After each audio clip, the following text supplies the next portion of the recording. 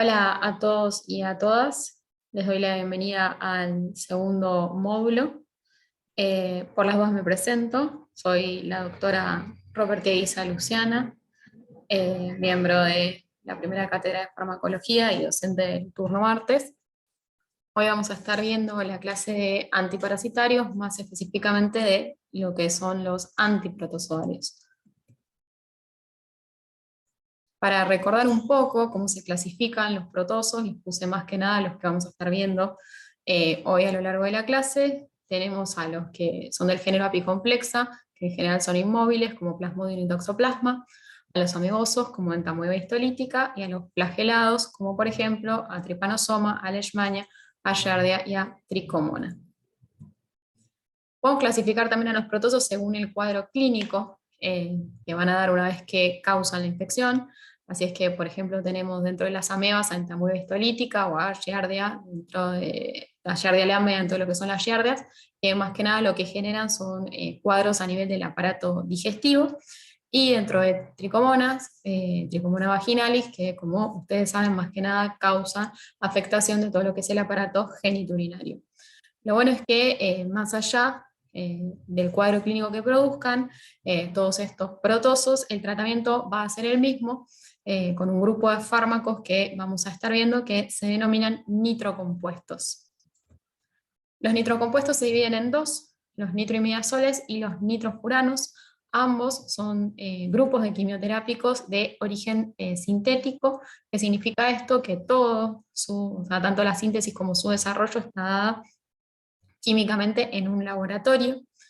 Tiene efecto antibacteriano y antiparasitario, antiprotozoario. Esto significa que son fármacos de amplio espectro. ¿Por qué son fármacos de amplio espectro? Porque afectan a más de un reino. En este caso, no solo al reino de las bacterias, sino también al reino de los parásitos. Tienen una similitud estructural, ambos, o sea, tanto los nitrofuranos como los nitroimidazoles requieren de la reducción de su grupo nitro para ejercer su mecanismo de acción, lo que implica que sean todos ellos prodrogas o profármacos. Esta es la clasificación dentro de los nitroimidazoles, tanto antiparasitarios como antibacterianos. Vamos a tener al metronidazol, que es la droga patrón, ornidazol, tinidazol y secnidazol, y el nitroimidazol antichásico es el benzniazol. Y dentro de los nitrofuranos, los que tienen extracción mixta sobre bacterias y parásitos, tenemos a la furazolidona. Está remarcado los que tienen solo acción sobre bacterias, porque ustedes saben, esto lo vamos a ver un poquito más adelante, cuando veamos antibióticos propiamente dichos, que son la nitrofurantoína y la nitrofurazona, y el nitrofurano antichásico es el nifurtimox. Vamos a comenzar con la droga patrón, entonces de los nitroimidazoles, que es el metronidazol.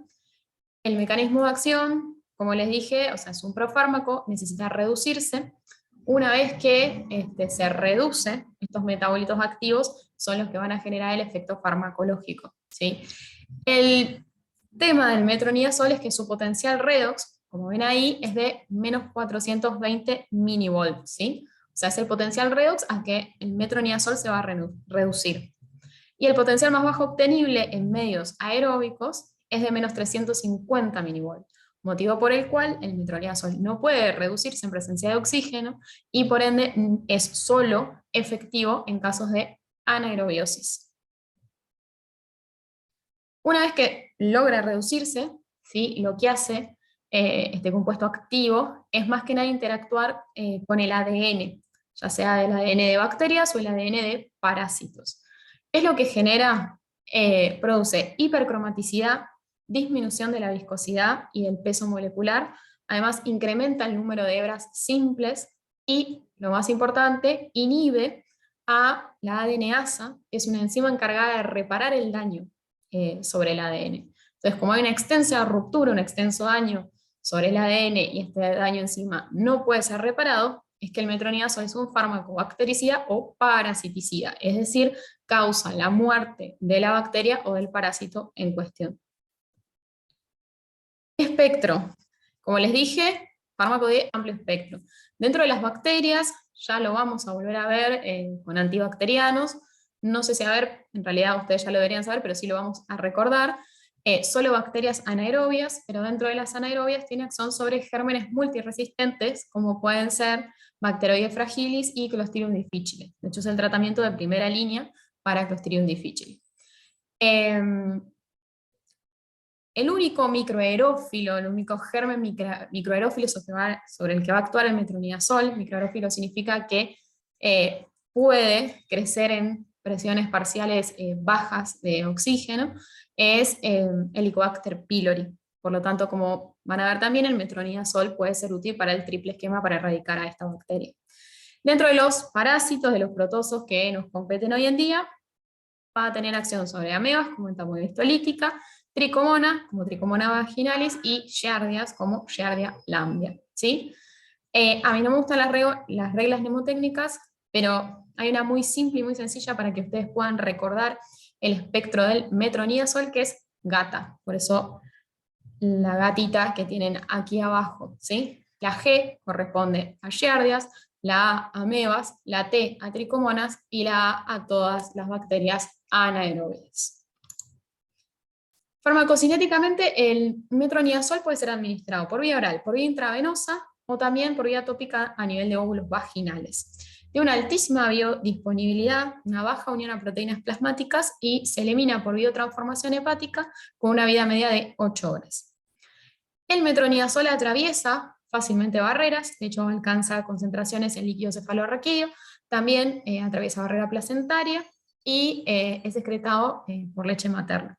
Y además de eso va a tener buenas concentraciones en otros líquidos corporales, como pueden ser, por ejemplo, las secreciones vaginales, el líquido seminal, que van a determinar los usos terapéuticos del metronidazol. Efectos adversos. El principal y más frecuente efecto adverso del metronidazol, independientemente de su vía de administración, son las náuseas y los vómitos.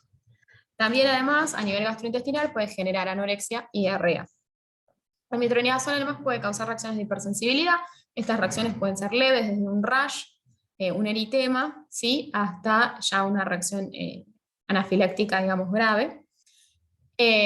Dentro de lo que es el sistema nervioso puede causar neuropatías periféricas o a nivel central puede causar cuadros leves, como por ejemplo mareos, vértigos, o síntomas ya severos, como encefalopatías, convulsiones, incoordinación y ataxia.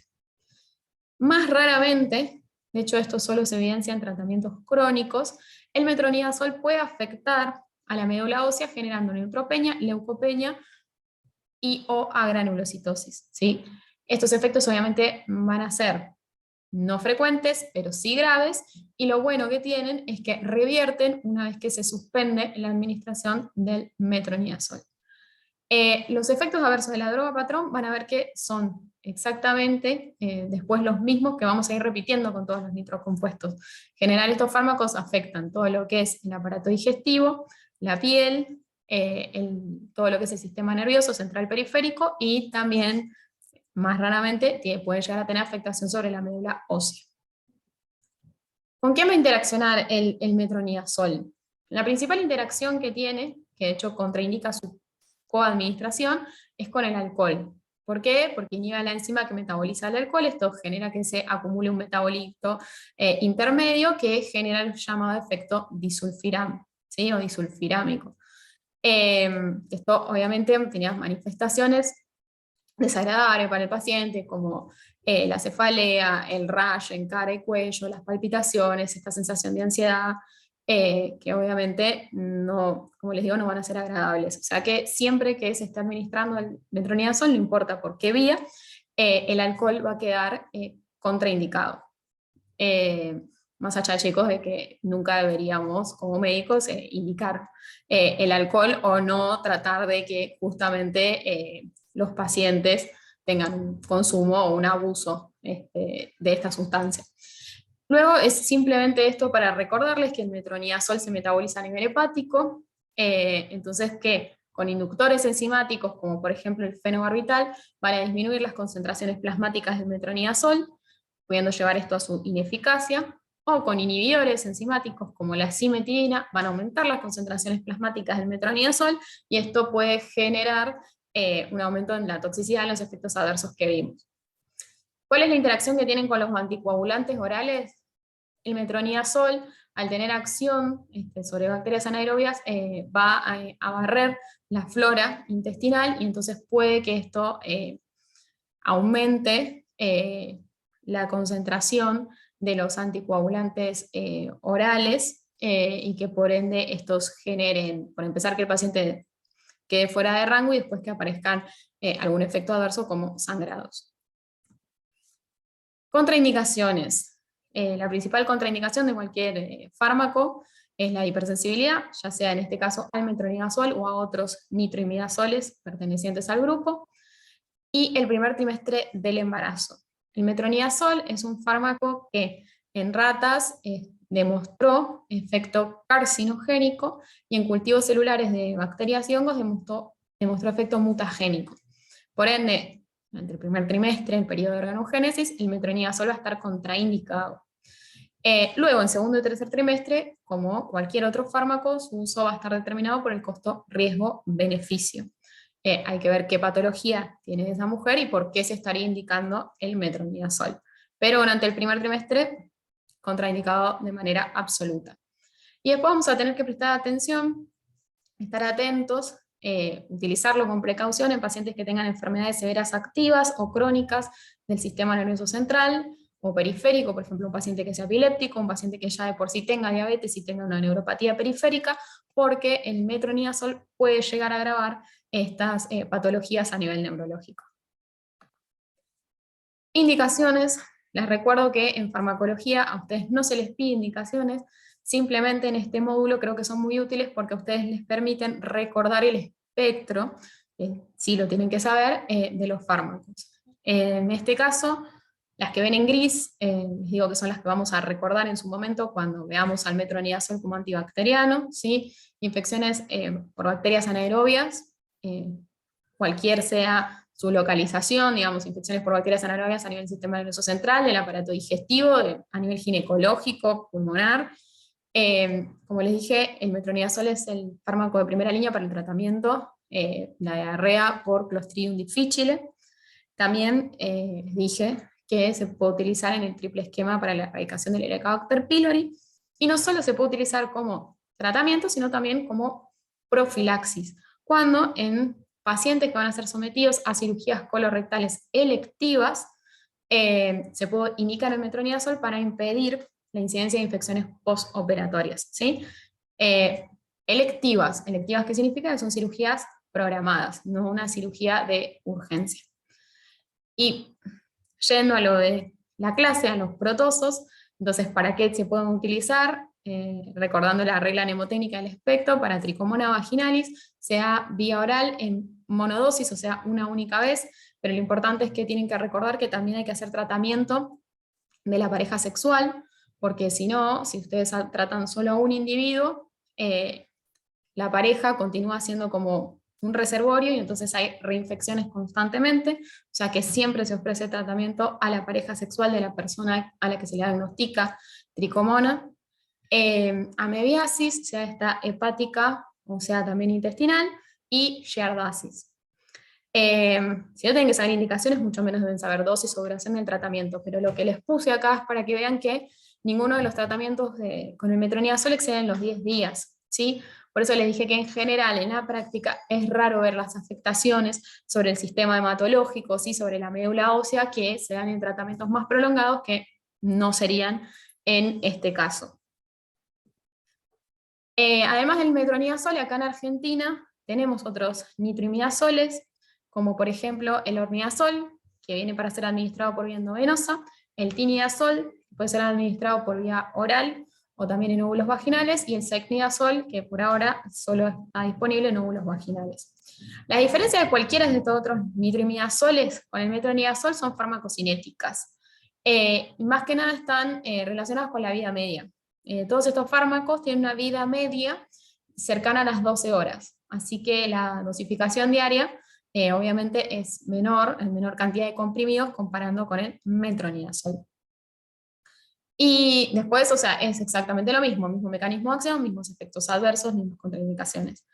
Lo que tiene, o sea, la ventaja que tiene el ornidazol es que tiene menor incidencia de vómitos cuando se lo utiliza por vía endovenosa, como le digo, es la única vía de administración que tiene.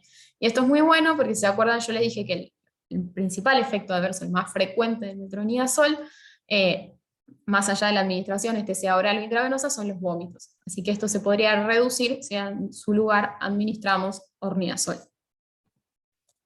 Vamos a pasar a los nitrofuranos. Acuérdense que estos tienen una similitud estructural, o sea, también requieren de la reducción del grupo nitro para ejercer su mecanismo de acción. El tema es que ellos tienen un potencial redox menos negativo, por lo que sí pueden ser útiles en caso de aerobiosis, o sea, van a ser útiles para bacterias aerobias. Vamos a dejar, aparte, como les dije para más adelante, la nitrofurantoína y la nitrofurazona, que solo se usan como antibacterianos, y ahora vamos a ver la furazolidona. ¿Por qué vamos a ver la furazolidona? Porque la furazolidona es principalmente giardicida y además también bactericida. Dentro de las bacterias, abarca a las bacterias más que nada intestinales, siendo esta Escherichia coli, por ejemplo, Proteus, Shigella, Salmonella y Vibrio cholerae. La particularidad que tiene la furazolidona es que una vez que se absorbe, inhibe a la monoaminoxidasa. Por ende, esto va a ser un gran problema porque vamos a tener que tener mucho cuidado, vamos a tener que suprimir los alimentos ricos en tiramina, y además vamos a tener que tener la precaución de que estos pacientes no estén consumiendo otros fármacos, como por ejemplo los IMAO, que son inhibidores de la monoaminoxidasa, son psicofármacos que ya hoy en día no se usan mucho, pero bueno, hay que estar atentos a esto o a otros fármacos que también, como ella, puedan llegar a inhibir a la monoaminoxidasa. ¿Cuáles son los efectos adversos de la furazolidona? Nuevamente, más que nada, náuseas, vómitos, también cefalea. Pueden producirse con el alcohol el efecto disulfirámico, crisis hemolíticas, hipertensión severa. Esto sería en el contexto del famoso síndrome del queso, que ustedes saben que es un síndrome catastrófico que se produce por esta inhibición de las monoaminoxidasas y sobre todo el consumo de alimentos ricos en tiramina. Después también puede provocar hipoglucemia, urticaria, fiebre o artralgias.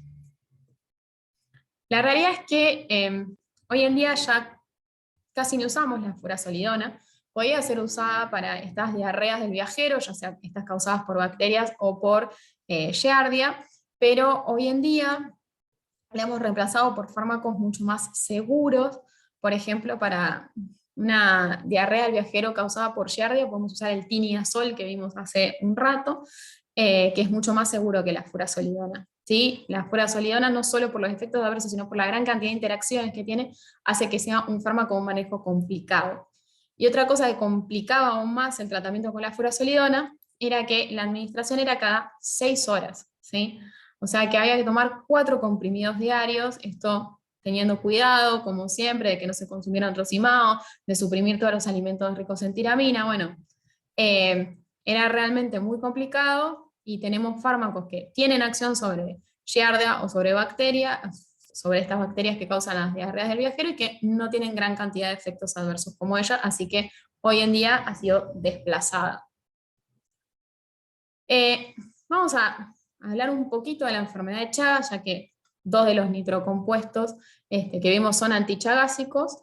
Como ustedes saben, es producida por el Trypanosoma cruzi, es una enfermedad tropical desatendida, una zoonosis, porque en general la vía de transmisión es por el vector, por la vinchuca. Es una enfermedad de la pobreza, de poco interés político-sanitario, eso explica que no haya desarrollo en la investigación, por ejemplo, en nuevos fármacos o en vacunas.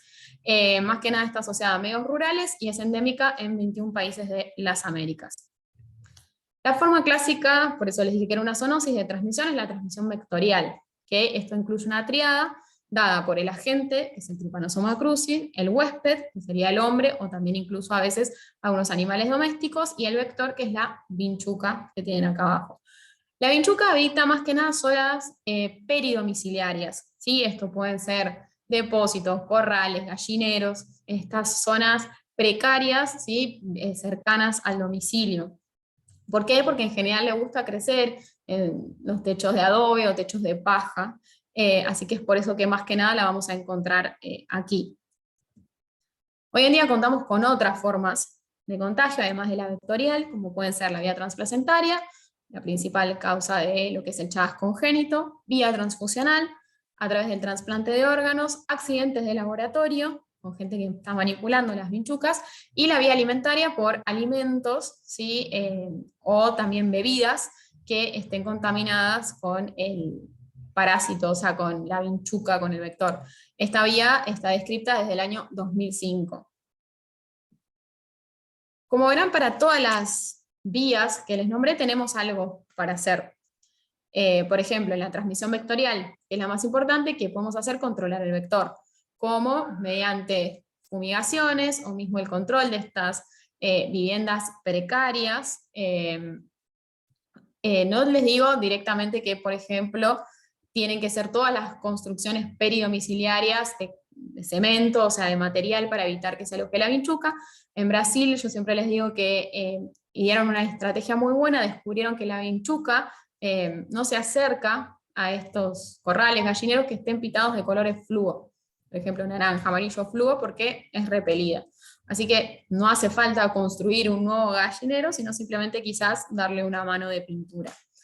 A nivel de lo que es la transmisión congénita, obviamente todo lo que es el cribado de las mujeres embarazadas, el seguimiento luego de sus recién nacidos, lo mismo el cribado en gente que va a ir a donar sangre o que va a recibir, o que va a ser donante de órganos, y en lo que es la transmisión oral, alimentaria, siempre la correcta higiene de los alimentos y la correcta higiene de las personas que van a manipular estos alimentos. En Argentina se calcula que 1,5 millones de personas tiene Chagas, o sea, un 4% de la población. Esto lo constituye uno de los primeros problemas de salud pública, y se estima que cada año nacen 1.300 niños infectados mediante la transmisión congénita, pero 9 de estos 10 niños en fase aguda y 7 de 10 en fase crónica se curan, ¿sí? Por eso es muy importante el tratamiento que vamos a ver. Esto es para que recuerden cómo es el ciclo, ¿sí? Que cuando la vinchuca pica, además de picar, defeca, y en las heces es donde están estos tripomastiotes. Estos tripomastiotes se diseminan por el torrente sanguíneo, y dentro de lo que son las células se dividen y multiplican en amastigote, que es otra forma. Estos amastigotes van a abandonar en algún momento, ¿sí? La célula, generando nuevamente lo que es aparición de tripomastigotes en sangre. Esto genera como un ciclo dentro de la persona, pero si en ese momento la persona es picada nuevamente por la vinchuca vuelve a llevarse estos tripomastigotes. Dentro de lo que es el aparato digestivo de la vinchuca, se diferencian a epimastigoti, que es una forma que no está presente en lo que es el ser humano. Bien, el tratamiento etiológico de Chagas tiene varios objetivos. El primordial sería curar lo que es la infección, pero si no, aunque sea prevenir las lesiones viscerales y sobre todo disminuir la posibilidad de transmisión, ¿sí? Por ejemplo, la transmisión transplacentaria, la transfusional del parásito. ¿A quiénes está indicado, en qué personas está indicado el tratamiento etiológico? A todos los pacientes que cursen la fase aguda, aunque ustedes saben que esto es muy difícil porque es muy raro diagnosticar Chagas en la etapa aguda, porque muchas veces no tiene muchos síntomas, o sea que no somos capaces de poder hacerlo. En pacientes menores de 15 años, independientemente de la enfermedad que estén cursándose aguda o crónica. En reactivaciones en pacientes inmunodeficientes, como por ejemplo en pacientes HIV positivos, receptores de trasplante, y en los accidentes de laboratorio o quirúrgicos. Como dice ahí, en el caso de los pacientes adultos con Chagas crónico, vamos a evaluar el tratamiento. ¿Y por qué hice esto? Fíjense, si ustedes indican el tratamiento antichagásico en la fase aguda, las tasas de curación, o sea, de negativización serológica, llegan al 100%. Si ustedes lo indican en niños de hasta 12 años de edad, ya sea, como les dije, fase aguda o crónica, las tasas de negativización llegan hasta el 70%. Pero si ustedes ofrecen el tratamiento en adultos con formas ya crónicas, la tasa de curación no sobrepasa el 30%. Es por esto que no vamos a tratar a los adultos en forma crónica, que presentan la enfermedad en forma crónica. Por esto y porque enzima tienen una mala tolerancia en general al tratamiento antichagásico, cosa que no sucede con los niños que en general presentan una buena tolerancia al tratamiento. Bien, ¿cuáles son entonces los dos fármacos que tenemos para tratar el Chagas? Por un lado el benznidazol, que es un nitrimidazol, es tripanocida y genotóxico. Su blanco de acción es el quinetoplasto, que es justamente el ADN extranuclear. Lo que tiene en particular el Trypanosoma cruzi es que es muy sensible al estrés oxidativo. ¿Por qué? Porque carece de una enzima que es la catalasa peroxidasa, que sería la encargada de reparar el daño oxidativo. Entonces, al no tenerla, es muy susceptible al daño por radicales libres del oxígeno. Se administra por vía oral el benznidazol, tiene una buena biodisponibilidad, fíjense que se metaboliza en el hígado, se excreta por vía renal con una vida media de 12 horas. El benznidazol, les recuerdo, no tienen que saber dosis, pero esto se los puse para que vean que las dosis van a diferir si hablamos de adultos adolescentes o si hablamos de población pediátrica, ¿sí? De niños. Más allá de que la dosis de esfera para ambos son 2 tomas diarias, siempre después de las comidas, para evitar el principal efecto adverso, que es justamente la intolerancia gastrointestinal. Durante 60 días. O sea, se supone que el tratamiento de Chagas no debe exceder los 60 días, pero fíjense que ya ahora vamos a estar hablando de administración de nitrocompuesto ya en forma más crónica, ¿sí? 60 días, 2 meses ya vamos a tener quizás chances de que aparezcan efectos adversos. Yo les dije que con el metronidazol no iban a aparecer porque los tratamientos son más cortos. Presentaciones. El benznidazol puede venir 100 miligramos, 50 miligramos, 12,5 miligramos. 12,5 miligramos es dosis pediátrica de benznidazol. Esta fue aprobada por la ANMAT, ¿sí? Por la Administración Nacional de Medicamentos, recién en el 2018. Y antes de eso, paso a mostrarle lo que teníamos que hacer para tratar a los niños, que encima, como les dije, son uno de los que tienen indicado el tratamiento etiológico, ¿sí? 100 miligramos teníamos que partir la pastilla en 1/8, ahí teníamos los 12,5 miligramos. Esto nunca está recomendado porque en fármacos que de por sí no vienen ya fraccionados, no sabemos si la dosis que tienen, la cantidad de miligramos está distribuida pareja en todo el comprimido. ¿Sí? Puede ser que no. O sea que esto por empezar no se debería hacer y es una aberración. Y además de eso, como eran pediátricos y no podían tragar, una vez que se partía el pedacito, tenía que ser disuelto en agua y ahí administrado a los niños, ¿sí? Como les digo, estuvimos años haciendo esto y recién en el 2018 se pudo aprobar el benznidazol con la dosificación y además la suspensión, sí, o el jarabe, que es la manera de administración correcta para los pacientes pediátricos. ¿Qué efectos adversos puede presentar el benznidazol? A nivel de lo que son de lo que es la piel, más que nada puede dar erupciones cutáneas, ¿sí? Esto se ve más que nada en tratamientos crónicos, y el tema es que estas erupciones pueden ir desde un rash hasta farmacodermias graves. ¿Qué son farmacodermias graves? Por ejemplo, el síndrome de Stevens-Johnson o la necrólisis epidermotóxica. Estas dos farmacodermias son patologías graves que tienen una alta mortalidad y los pacientes se tratan como si fueran grandes quemados, ¿sí? Como si hubieran sufrido grandes quemaduras en su cuerpo. Es por eso también que aumenta la mortalidad de estas farmacodermias. A nivel digestivo, como siempre, náuseas, vómitos, lo que tienen es que estos trastornos en general suelen desaparecer a los pocos días. A nivel hematológico, acá tenemos lo que les decía, afectación de médula ósea en un tratamiento prolongado, sobre todo leucopenia, ¿sí? Más raramente trombocitopenia. Hay que estar atento a los niveles de los leucocitos, porque si llegan a bajar mucho, aunque sea temporalmente hasta que se normalicen los valores, vamos a tener que suspender al benznidazol, ¿sí? O sea que es un efecto que no es raro, que puede llegar a ser grave y que puede llegar a ser un criterio de suspensión.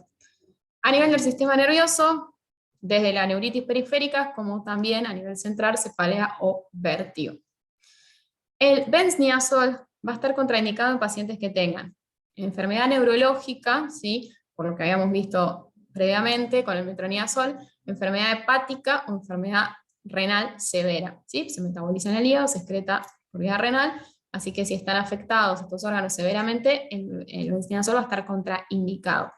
Y también va a estar contraindicado en lo que es embarazo y lactancia.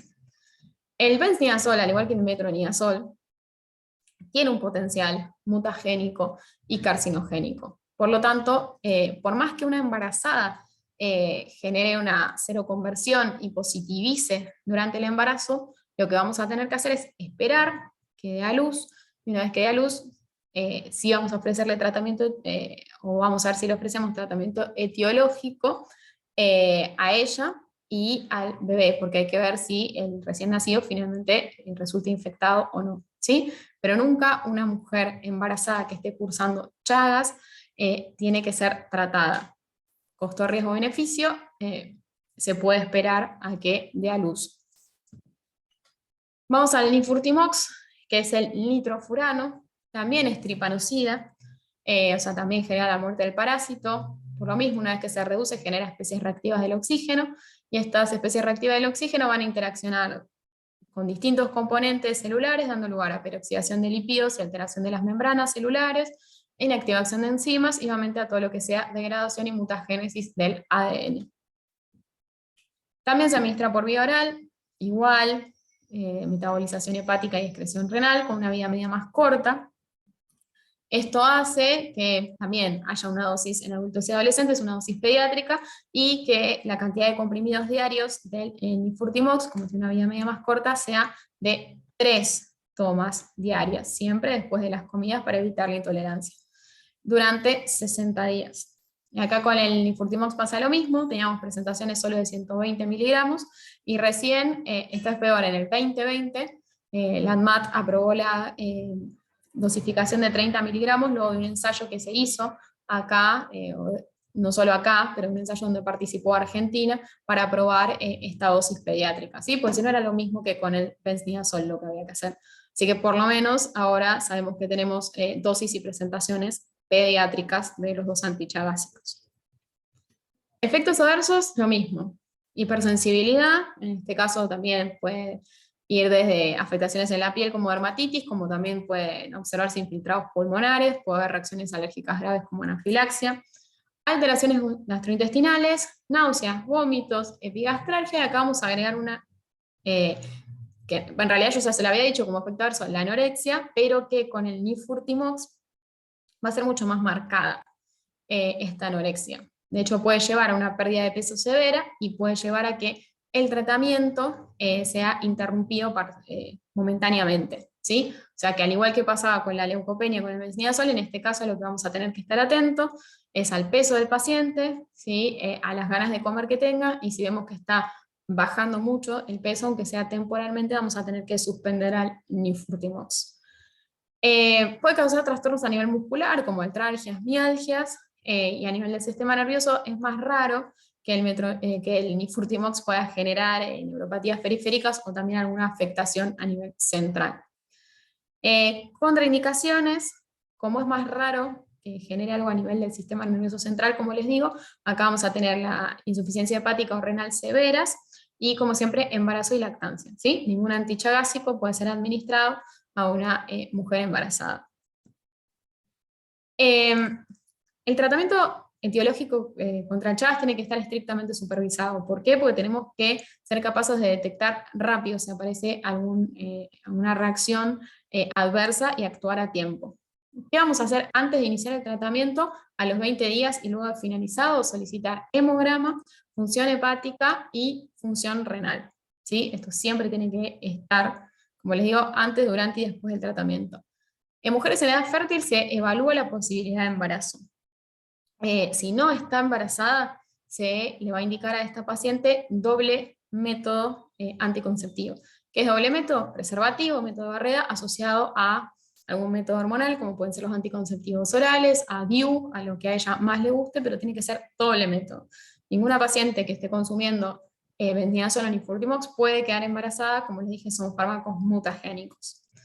Y a los pacientes, previo al inicio del tratamiento, se les dan pautas de alarma, y sobre todo se les dice que si llegan a manifestar reacciones a nivel de la piel, a nivel de la mucosa y fiebre, esto puede ser una farmacodermia, como el Steven Johnson, o el NET, y que por ende tienen que consultar rápidamente si se tienen que acercar a un centro de salud. Bien, vamos a hablar del paludismo.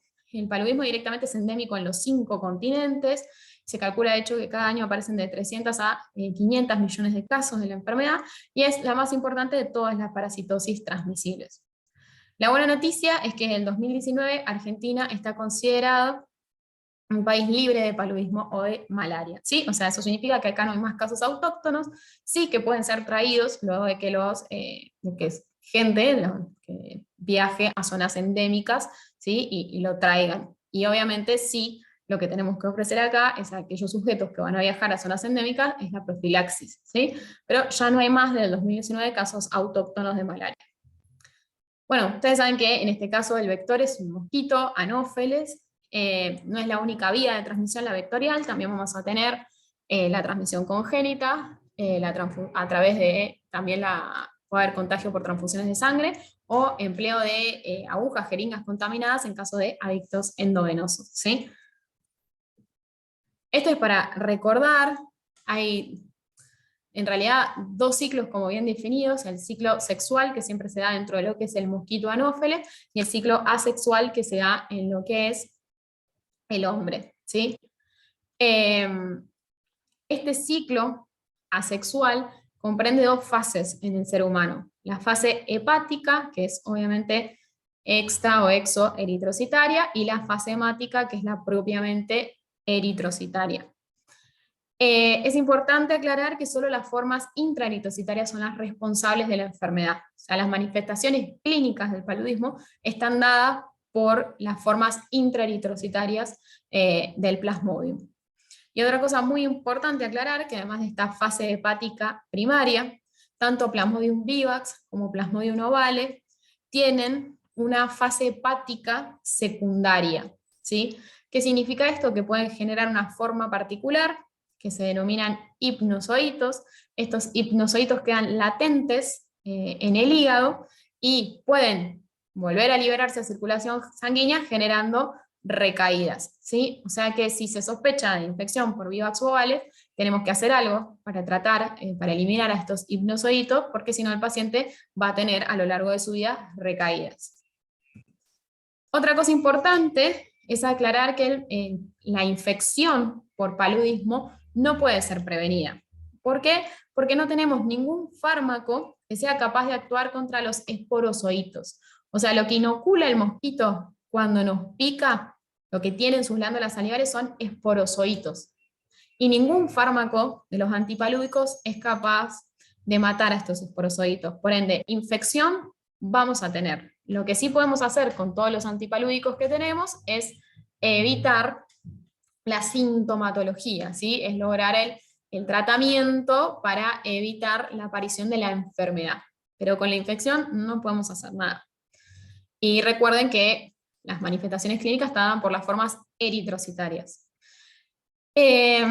Otra cosa importante es que ningún antipalúdico solo es eficaz al mismo tiempo contra la fase hepática y contra la fase eritrocitaria. ¿Qué significa esto? Que en general para hacer un tratamiento contra el paludismo vamos a tener que hacer combinaciones entre los distintos antipalúdicos, ¿sí? Con un solo antipalúdico no podemos tratar a ningún paciente.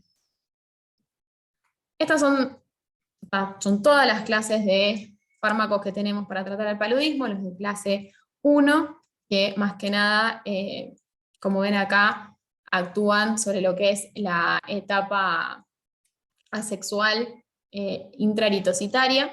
Los de clase 2, que tienen cierta acción sobre la etapa también hepática primaria y no solo sobre la eritrocitaria. Y clase 3, la primaquina, que es la única que va a tener acción sobre la fase hepática tardía, o sea, es la única que va a generar la muerte de los hipnozoitos, ¿sí? Estos hipnozoitos que generaban vivax y ovale, que podían causar recaídas de la enfermedad. Y como les dije, fíjense, ninguno tiene acción sobre los esporozoitos, por ende ninguno previene la infección por el Plasmodium. Bien, clase 1.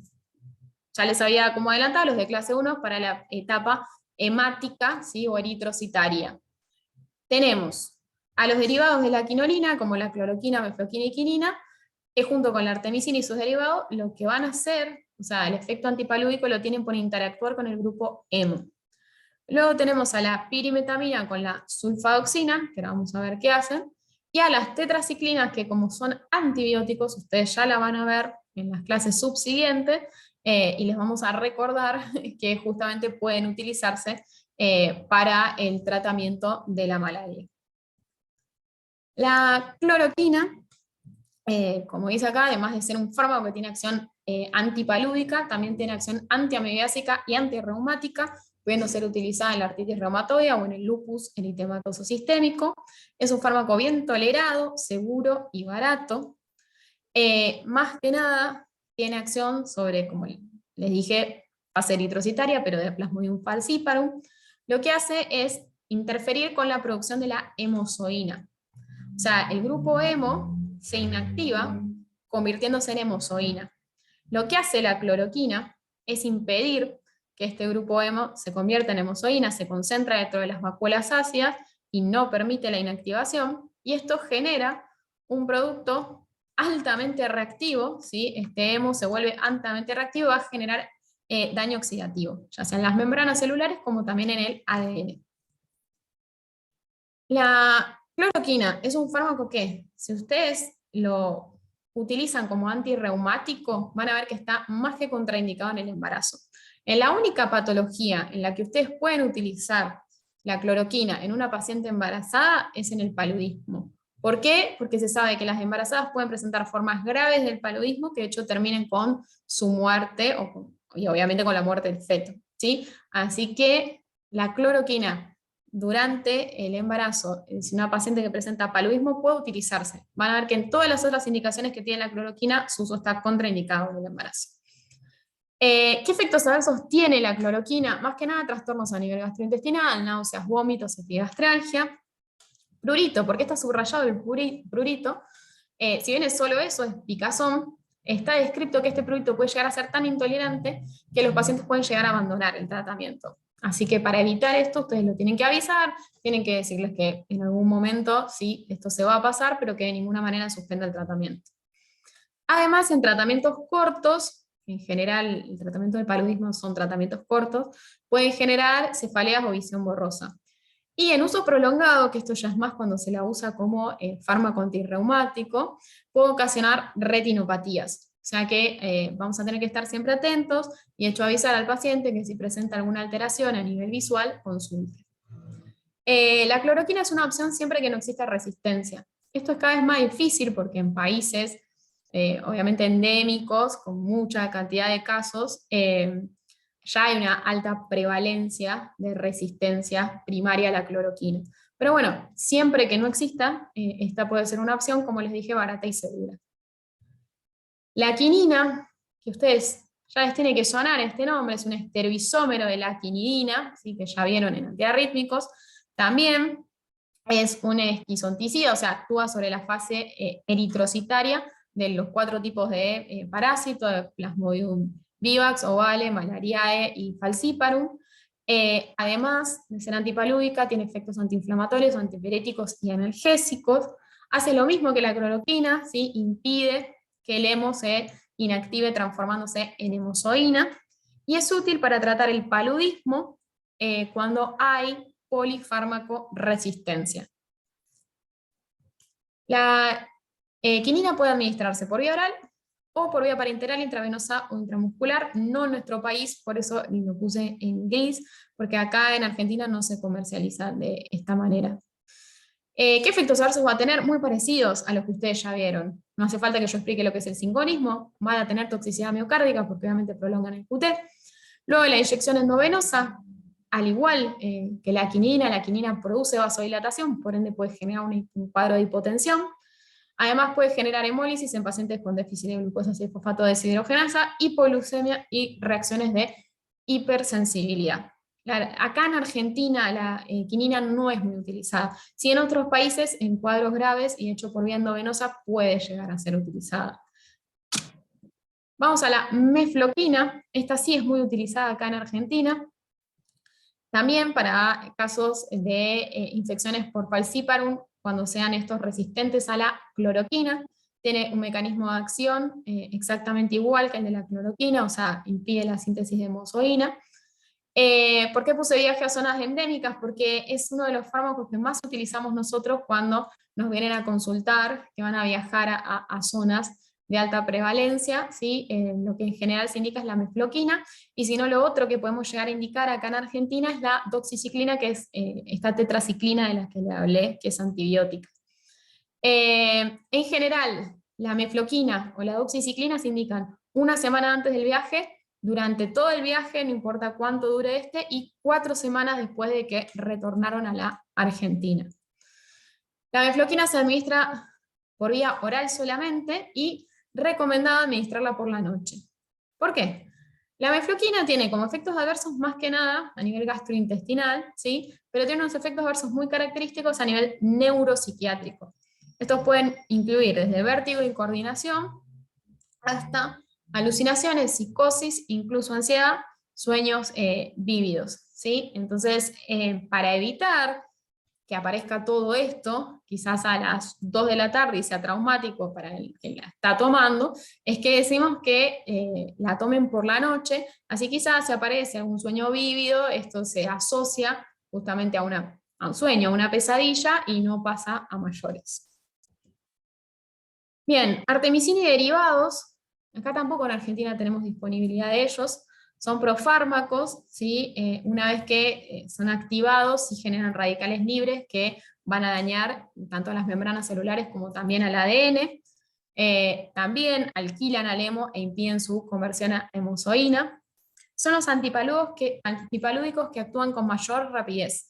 Y es por esto que no se recomienda su uso en zonas donde todavía no haya farmacoresistencia.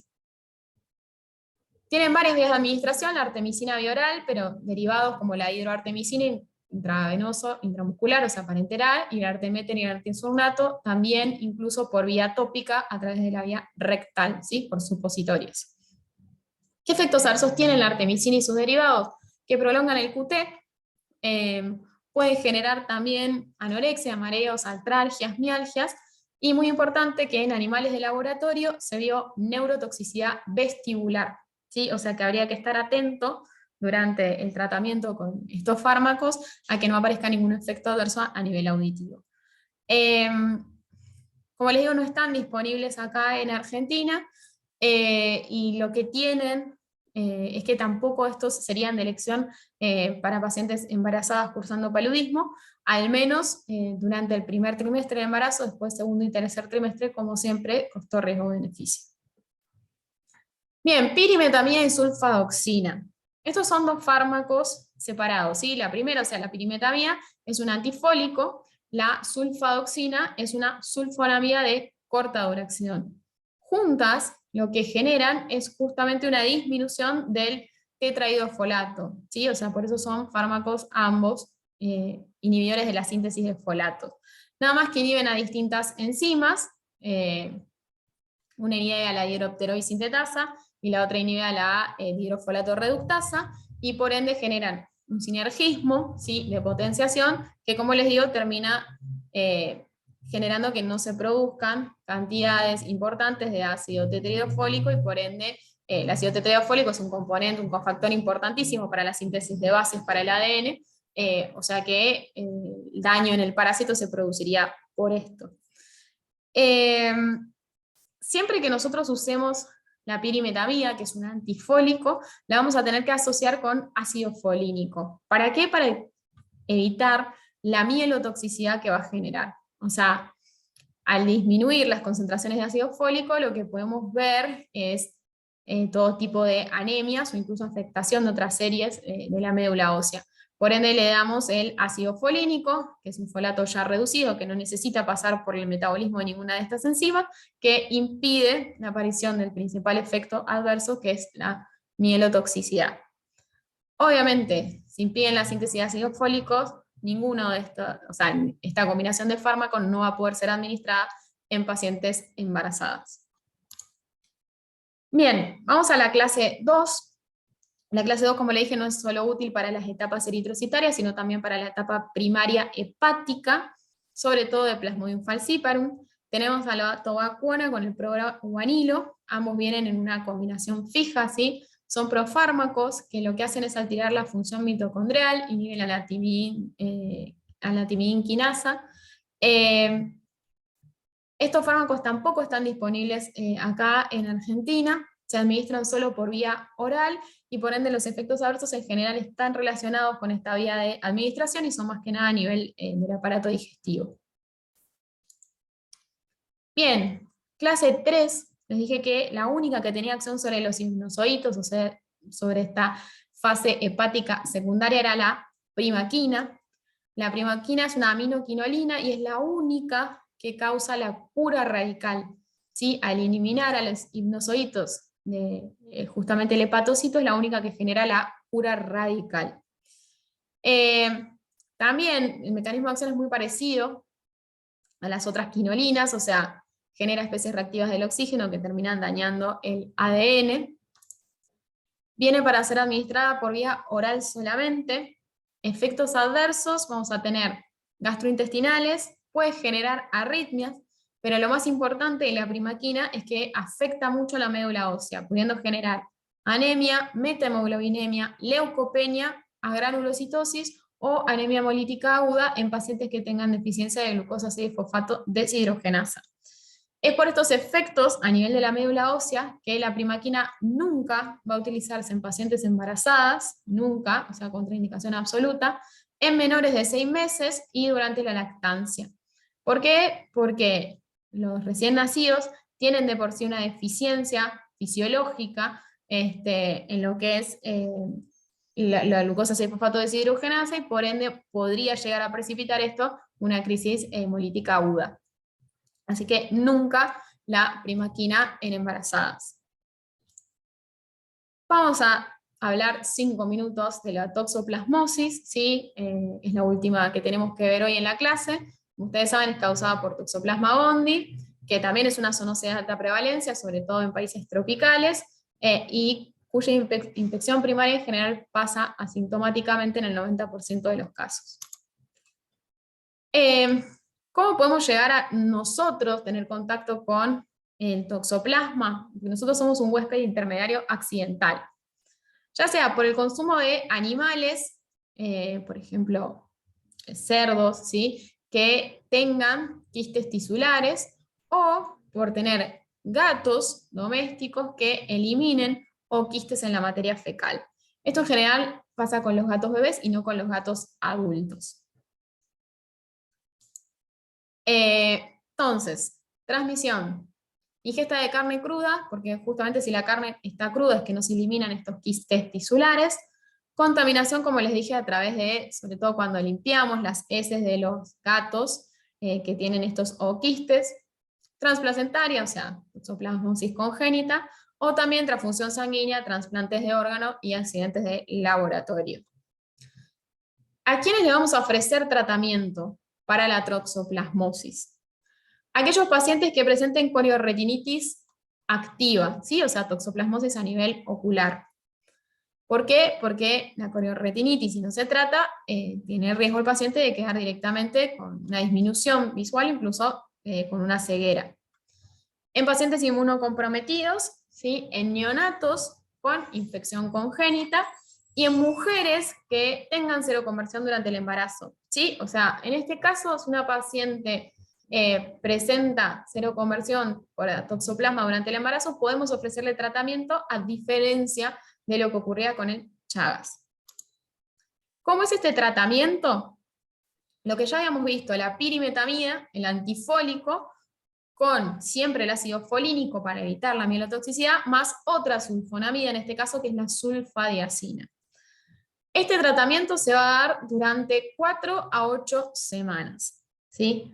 Ahora, les dije, cuando vimos la pirimetamida, que no podía ser usada en embarazadas porque justamente síntesis de ácido fólico primordial para el periodo de organogénesis. Entonces, ¿qué vamos a hacer? Durante el primer trimestre hasta la semana 16 del embarazo, vamos a reemplazar este tratamiento por la espiramicina, que es un antibiótico, es un macrólido, y luego de la semana 16 sí vamos a, hasta que culmine el embarazo, seguir con pirimetamida y sulfadiazina. En el caso de la corioretinitis, si no se puede usar la sulfagiacina, o sea, esto ya lo van a ver con antibióticos, qué efectos adversos, en realidad qué contraindicaciones tienen las sulfas. Si no se puede utilizar, vamos a usar otro antibiótico de la familia de las lincosamidas, que es la clindamicina. Y lo que siempre se utiliza en caso de corioretinitis, corticoides. ¿Por qué? Para bajar la gran inflamación, ¿sí?, ocular que tienen estos pacientes e impedir, como les dije, las complicaciones como disminución visual o ceguera. Bien, eso fue todo. Espero que las clases les haya servido. Les agradezco mucho por la atención.